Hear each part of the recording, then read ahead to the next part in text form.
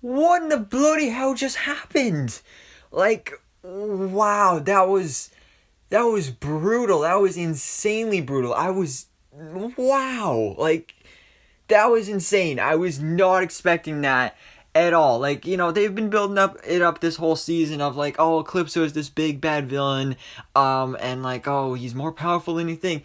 But I just figured it'd be like literally every other superhero TV show and movie where it's like, oh yeah, you got this villain who's more powerful than you. You need to rise up and be a hero, and that same old thing that you see all the time. But he's a big bad. Like, he is very powerful and brutal. Wow, that was a crazy ending. Things got wow. I just can't go any further without getting into spoilers. Which, speaking of that, spoiler warning: if you've not yet seen Stargirl season 2, episode 6, aka Summer School chapter 6, because we need to talk about this. This was such a good episode.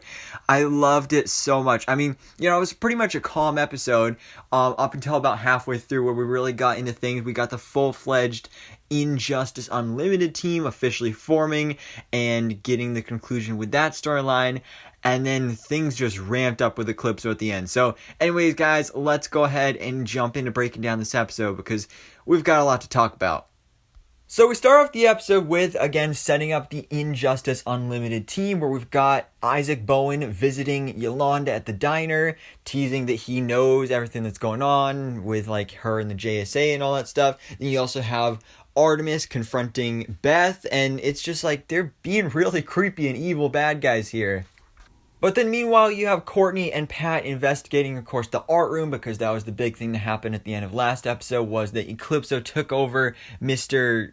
Dasinger and just did that whole crazy art room stuff. Great visuals in the episode. So they're investigating to see if there's any clues left there. And Cameron walks in, and this was his only scene in the episode. Of course, he had a big episode last week, but it does, I think, tease his future in this season and really the show, where he says a line, "Why does bad stuff keep happening to good people?" And this is something we've been wondering about, like, what kind of role is he going to play? Because we know he has powers, but is he going to be a villain or a hero? And based off that, it almost sounds like kind of either a villain or an anti-hero, which honestly I think will be really, really cool. He's going to be doing some solo stuff, which I'm really excited for. But in this art room, Pat ends up finding a painting of Cindy Berman with the black diamond. So that automatically fills them in on the news that, yeah, Cindy is behind this whole thing and she's the one wielding the black diamond.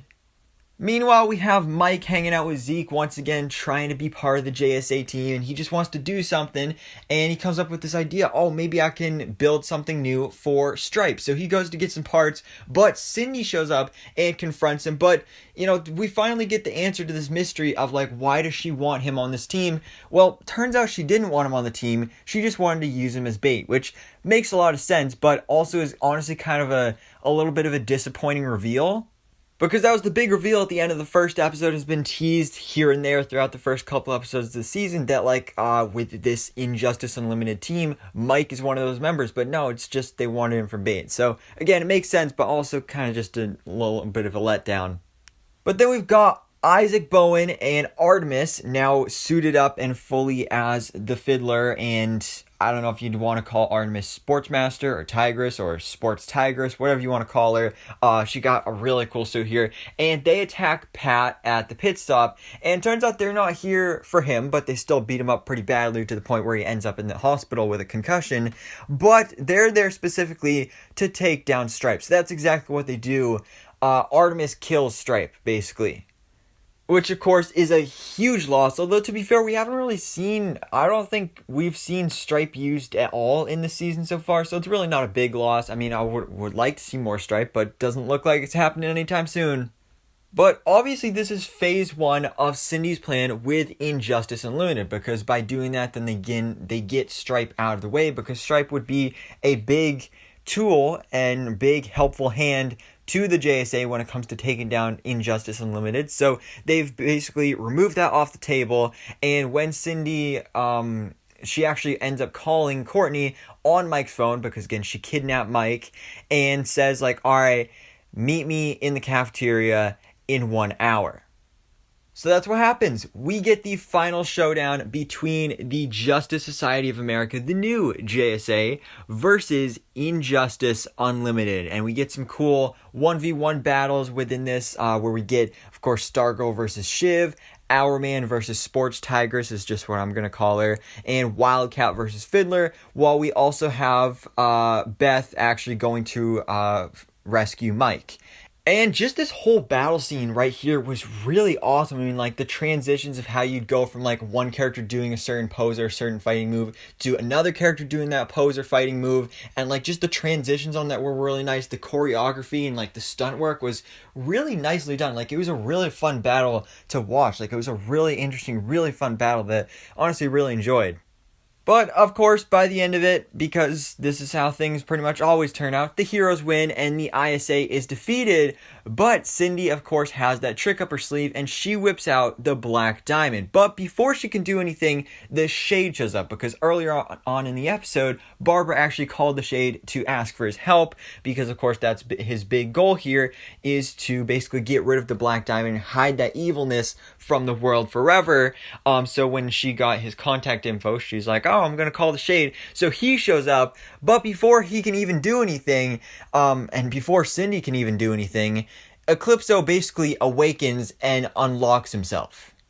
And so he completely takes over Cindy's body once again, as we saw, I think, in episode 2, where he took over her body to kill her stepmother. And he just, wow, it gets crazy from here. So we have Stargirl going after Eclipso / Cindy, and you see the Black Diamond clash with the Cosmic Staff and basically breaks the Cosmic Staff. Like, the Cosmic Staff just goes completely dark, and I'm not sure how it's going to end up working, but keep in mind that we do have, of course, Sylvester Pemberton still out there in the world, even though we haven't seen him since the first episode. So he's coming back, and he's the original Starman, so he'll probably know something about trying to fix it up. But then we get a quick little montage of a whole bunch of people across the city seeing the result of this, which is actually an eclipse in the moon, or it could have been the sun. I don't remember exactly what time of day it was, but by the end of it, it is the moon. And that was just like such a cool visual shot, and also makes so much sense because, you know, the character's name is Eclipso, so it makes sense like a solar eclipse, just like you'd see in real life. That was honestly really cool. But what's even cooler is what that actually means. This eclipsed moon is that Eclipso has arrived. Because so far in the season, we've just heard his voice, and we've seen him taking over Cindy's body and doing all that stuff. But now he has actually officially arrived in his true form, and he looks so good. Because we got our first look at Eclipso in this season, like, months ago. I did a video breaking it down. It was an official reveal from, like, Entertainment Weekly or something like that. And, like, he looked cool, but he did also kind of look like a Power Rangers villain. And kind of reminded me of, like, the Anti-Monitor from Crisis on Infinite Earths. And he really did not look great. But here in the actual episode itself, he looks so good. He kind of reminded me of, like the Green Goblin, like what I would love a live action Green Goblin to look like, but like a zombified version. And he just looks so cool. Again, like that image that was released by Entertainment Weekly did not do this character justice, because he looks so cool here. And then what he does is even cooler. Again, very brutal and disturbing, but so cool. Because, of course, Cindy, she's been the one that's been taking him around this whole time and basically been giving him his freedom. And so she thinks that he betrayed her. So she tries to attack him, and he rips out one of her shivs. And, oh, that has got to hurt. Because, like I said last video, like, that's basically like a Wolverine thing here. Like, that's part of her, that's inside of her wrist. And, ow, like, that's gotta hurt. But that's not it, because he rips out her shiv, just throws her to the side like she's nothing, and throws that shiv at Isaac, and then feeds on him, because he's like, oh, evil little boy, because that's Eclipso's whole thing, is that he feeds on the darkness of, like, basically dark, cursed souls, and he just ate Isaac. And wow, this was like the first moment in this episode where I realized that, like, wow, Eclipso is really a big threat, and wow, like, they're really going there. That's what I was thinking through this whole scene, like, wow, they actually doing this. Like, they just killed off Isaac Bowen, which, was cool but upsetting at the same time, because like, oh man, I would have liked to have seen more Isaac in this season, especially since like we spent so much time setting him up in season 1 and now this season as well. But he was really cool in this episode with his fiddle and everything. I guess he learned how to play the fiddle pretty quickly, or violin, whichever it was. But he's dead now, so it doesn't really matter anymore, and it's not like the Fiddler was really a big character to start off in the first place. But yeah, so he is gone. Luckily, Artemis is able to escape. I'm really happy about that because, again, I really like her new Sportsmaster Tiger suit. And I really like to see where she goes in the future because, of course, she's a big character in the comics. Like, I grew up watching this character on Young Justice as basically like the new Green Arrow. So I'd love to see maybe her get redeemed or something like that and take on that mantle later in the series, maybe in season 3 or something like that.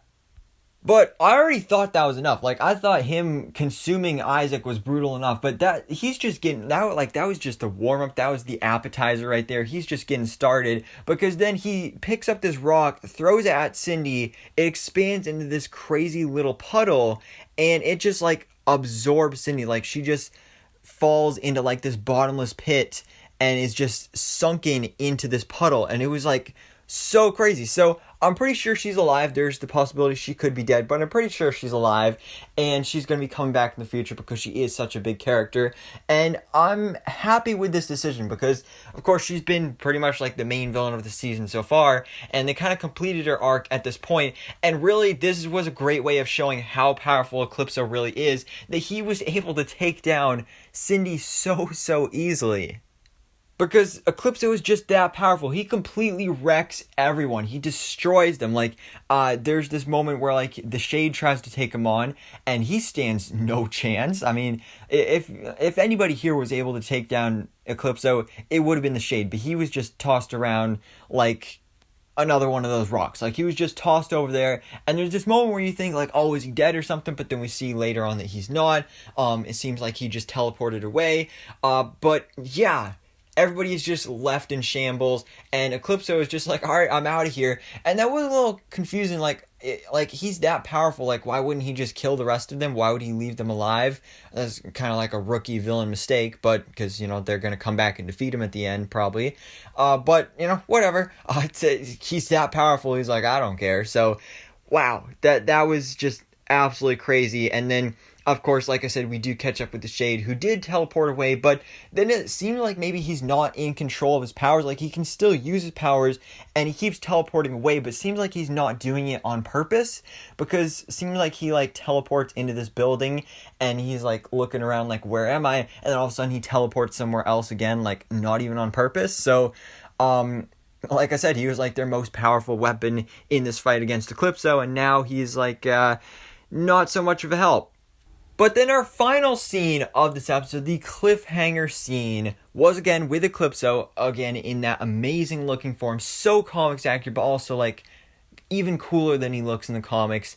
And he transforms back into that boy that we saw in the very first episode with that flashback where Eclipso killed and murdered Dr. Charles McNider's daughter. So, actually speaking of that, we know Dr. Charles McNider is alive. They haven't brought that up in a couple episodes. Like, that cliffhanger was a couple episodes ago. So I'm interested to see how that ties into things. But wow, that was just crazy. And actually, fun fact about that boy that he transformed back into, that is actually from the comics. I believe his name is Zachary Gordon. I don't know for sure.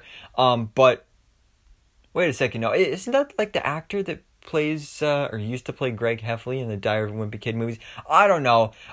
Yeah, I think it is. So never mind, his name's not Zachary Gordon, but his name is something, and that's Eclipso's original host from the comics. I know that for sure, but I just don't remember his name. But anyways, guys, that was a crazy, brutal, amazing, epic, awesome episode. That's the best way to describe it. So much happened, and so much is going to happen because we're only like halfway through the season. Things are just getting started. We just ended the whole Injustice Unlimited arc, and now we're going full Eclipso, which I am so excited for.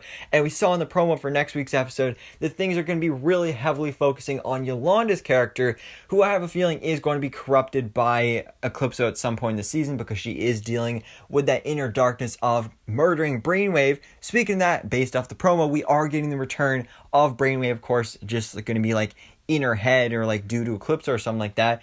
And I believe possibly Henry as well, because there was one shot in the promo where it looked like he was wearing his Letterman jacket. So I think Henry's back too. So that's awesome. I'm super excited for that. But wow, such a great episode. Again, like this episode, like it started off pretty calm, just like your average normal Stargirl episode. And then like halfway through, we got that amazing Injustice Unlimited versus JSA fight scene, and then things just took off from there with Eclipso, and wow, just such a great episode that I love so much. But guys, let me know your thoughts in the comments below. What did you think about Stargirl Season 2, Episode 6? And of course, let me know all your thoughts, theories, and predictions for Season 2 as well. But for now, guys, thanks so much for watching. Please drop a like if you enjoyed this video, and hit the subscribe button so I can keep you up to date on everything that goes on in the DC life.